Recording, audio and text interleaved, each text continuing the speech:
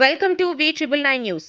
YouTube జర్నలిస్టుల సమస్యలను CM దృష్టికి తీసుకెళ్తా దాడి సత్యనారాయణ. వివరాల్లోకి వెళితే విశాఖపట్నంలో జే యూనియన్ అనగా జర్నలిస్ట్ అసోసియేషన్ ఆఫ్ యూట్యూబర్స్ మొదటి వార్షికోత్సవ సంబరాలు నిర్వహిస్తున్న నేపథ్యంలో మాజీ డిప్యూటీ మేయర్ మరియు ఏపీ మా అధ్యక్షులు, south India consumer rights chairman మరియు వివిధ పదవులు పొందినటువంటి సీనియర్ రాజకీయ నాయకులు దాడి సత్యనారాయణకు కలిసి ఫస్ట్ యానివర్సరీకి ఆహ్వానం పలుకుతూ వారి యొక్క సమస్యలు తెలియజేసినటువంటి జే యూనియన్ సభ్యులు సమస్యలు వినిన అనంతరం సత్యనారాయణ మాట్లాడుతూ, ఈ మధ్య సోషల్ మీడియా చాలా అద్భుతంగా పనిచేస్తుందని, ఏ ఒక్క విషయమైనా వేగంగా ప్రజల నుంచి ప్రభుత్వం దృష్టికి, ప్రభుత్వం నుంచి ప్రజలకి తీసుకువెళ్లినటువంటి మాధ్యమాల్లో యూట్యూబ్ ఒకటని, వీటిలో న్యూస్ ఛానల్గా పనిచేస్తున్న వారంతా ప్రభుత్వానికి ప్రజలకు మధ్య వారధిగా అత్యంత వేగంగా సమస్యలను చేరవేస్తూ ఉన్నారని, ఇలాంటి వారికి తన వంతుగా సహాయ సహకారాలు అందిస్తానని, అలాగే వీరి యొక్క సమస్యల్ని సీఎం చంద్రబాబు నాయుడు దృష్టికి, లోకేష్ దృష్టికి తీసుకువెళ్తానని తెలియజేశారు.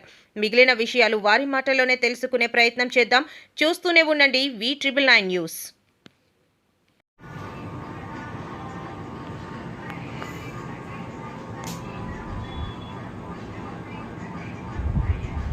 ఓకే.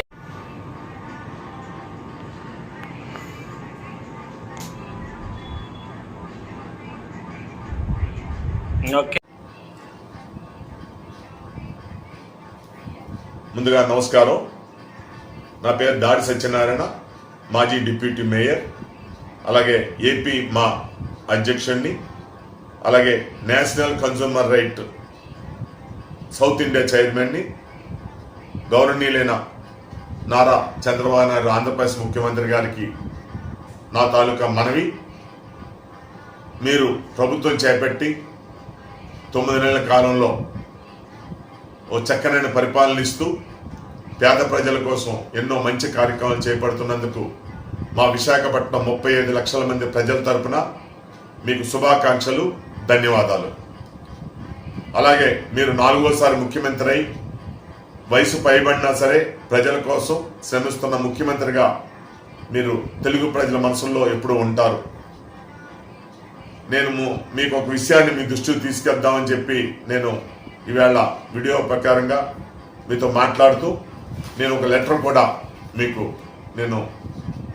నా విన్నపాన్ని రిప్రజెంటేషన్ మీకు ఇవ్వడం జరుగుతుంది. ఏంటంటే రిప్రజెంటేషను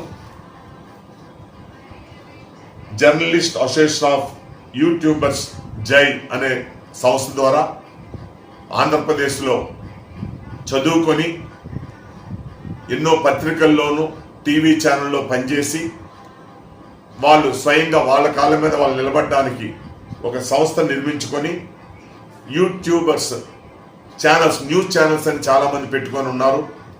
గత 4-5 సంవత్సరాలుగా వీళ్ళు దీని జీవనోపాధితో పాటు ప్రభుత్వానికి ప్రజలకి వారధిగా ఉంటున్నటువంటి వీళ్ళు గత ప్రభుత్వం చేసినటువంటి తప్పిదాలు, ప్రజలు పడుతున్న ఇబ్బందులు ఇవన్నీ కూడా మరి ప్రజలకి, పై అధికారులకి, కేంద్ర ప్రభుత్వానికి కూడా తెలియజేసే విధంగా ప్రచారం చేసి ప్రజలు చైతన్యవంతం చేసిన దాంట్లో ఈ యూట్యూబ్ ఛానల్స్ ఎంతో ఉపయోగపడ్డాయి.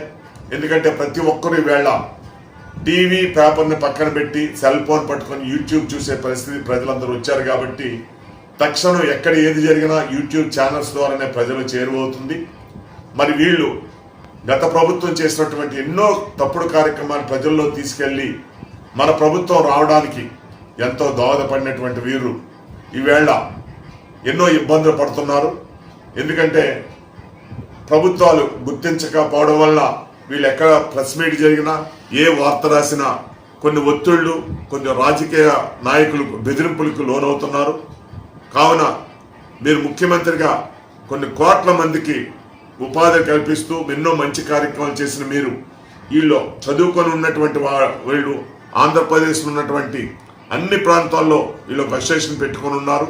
కావున వీరికి గుర్తింపు వచ్చే విధంగా న్యూస్ ఛానల్స్గా వీళ్ళకు కూడా గుర్తింపు వచ్చే విధంగా చేస్తూ, అలాగే ప్రభుత్వ పథకాలను కూడా వీళ్ళు ప్రచారం చేసే విధంగా మీరు మన ప్రభుత్వం ద్వారా కొంత వీళ్ళకు కూడా కొంత ఫండ్ కేటాయించి వీళ్ళకి ఇచ్చే విధంగా చేస్తే బాగుంటుందని, అలాగే యూట్యూబర్స్ కూడా ప్రతి గంటలో ఒక 10 నిమిషాలు వాళ్ళు సొంతంగా ప్రభుత్వ పథకాలు వాళ్ళు వితౌట్ పేగా కూడా ప్రచారం చేసే విధంగా కూడా మీరు మాట్లాడి కొంత ఫ్రీగా కొంత ప్రభుత్వ నిధులతో వీళ్ళకి చేసినట్టయితే సుమారు ఆంధ్రప్రదేశ్ మొత్తం మీద కొన్ని వేల మంది దీని మీద జీవనోపాధి కలుగుతున్నారు. ఒక ఛానల్ ద్వారా సుమారు 50-60 మంది రాష్ట్రంలో బ్రతుకుతున్నారు ఒక ఛానల్ ద్వారా. అలాగా ఉన్న ఛానల్స్ని లెక్కేసుకొని ఛానల్స్ ఒక ఛానల్కి 60-70 మంది బ్రతుకుతున్నారంటే ఇది ఎంతో జీవనోపాధి. కావున గవర్నమెంట్ ముఖ్యమంత్రి గారు దీన్ని ఆలోచన చేసి వీళ్ళకు గుర్తింపునిచ్చి వీరు మనం చేసేటువంటి ప్రభుత్వ పథకాలని ప్రజల్లో తీసుకెళ్లే విధంగా వీళ్ళు ప్రోత్సహించవలసిందిగా కోరుతూ మరి మీకు ఈ లెటర్ రూపంలో ఈ వీడియో ద్వారా మీకు విన్నవిస్తున్నా.